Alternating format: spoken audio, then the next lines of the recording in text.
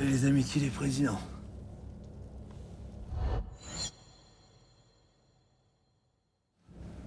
Allons-y.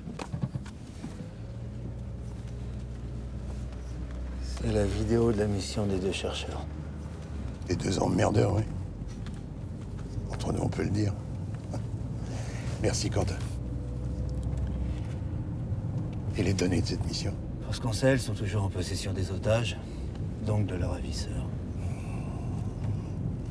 Bon, concernant cette vidéo, il serait dans notre intérêt qu'elle ne circule pas. À la veille des négociations avec les Nigériens, ce serait plutôt fâcheux.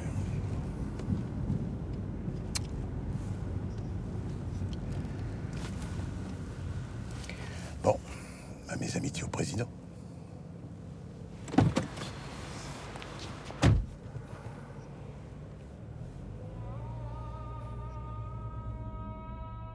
Ce sont les services de renseignement chinois qui ont piraté les boîtes mail des scientifiques.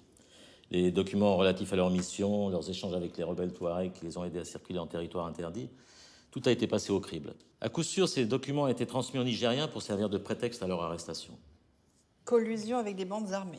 Mais il est facile d'imaginer que c'est également les Chinois qui ont payé la rançon. Si je poursuis vos déductions, c'est donc pour les Chinois que les Nigériens veulent nos cartes. Tant qu'on ne les aura pas cédés, les deux scientifiques resteront en prison. Mais c'est une blague, ils nous tiennent par les couilles maintenant. Vous êtes le seul sur place. C'était à vous d'anticiper ce coup tordu. Vous avez merdé, Hugo. Le vrai coup tordu, c'était de retarder la libération des otages. Pardon? Et si on devait lâcher quelques cartes géologiques, ce seraient lesquelles? Aucune. Oui, mais si on devait. Aucune. Urania ne se séparera jamais de ses cartes. Vous m'entendez? Jamais. Elle nous donne 10-20 ans d'avance sur les Chinois et sur les autres. Dans 20 ans, il n'y a plus de pétrole. Dans 50, plus de gaz. L'uranium, c'est le futur. Alors, soit on décide de rester maître de notre énergie, soit on accepte de se dire qu'un jour, la France mangera dans la main des Chinois. Si le Niger veut le bras de fer, nous y sommes prêts. Personne n'y a intérêt. Laissez-moi parler à Boubacar, c'est lui la clé du problème. Lui et ses liens avec les Chinois. Lui et son influence croissante sur le président. Pourquoi pas, après tout? Allez-y. On a haussé le ton, ils ont répliqué. C'était prévisible. Si l'opinion publique apprend que pour une sombre histoire de cartes, il y a deux Français qui risquent de... Au fait, comment on exécute les condamnés à mort au Niger? Juste par curiosité. Par pendaison. Mais il ne faut pas trop s'inquiéter, personne n'a été exécuté là-bas depuis des années. S'ils veulent faire un exemple, rien ne les arrêtera. Bon, il faut trouver une solution, et vite. Chaque jour qui passe est un jour de perdu. On a vendu des centrales nucléaires dans le monde entier avec la promesse de fournir l'uranium qui va avec. La production du Niger s'est arrêtée. Si on n'arrive pas à satisfaire en uranium nos partenaires, ils vont s'adresser à nos concurrents. Les millions d'euros vont partir en fumée.